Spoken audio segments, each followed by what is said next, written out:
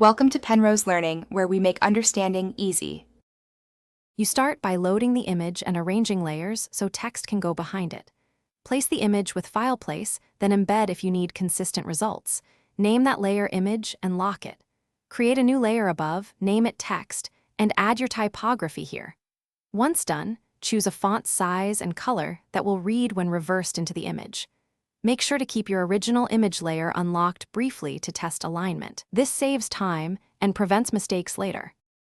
Now convert text to outlines so it becomes shape geometry.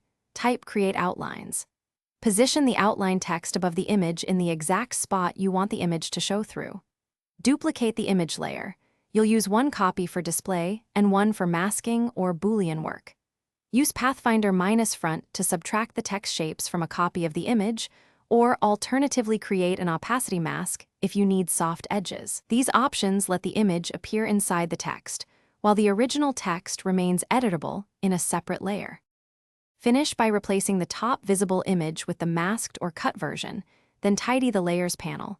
Lock finished artwork and hide helper copies. Check alignment at 100% view and make subtle tweaks to kerning or mask position so the photo reads well inside letterforms. If you see jagged edges, apply a tiny Gaussian blur to the mask or expand the cut shape by a few points to smooth seams.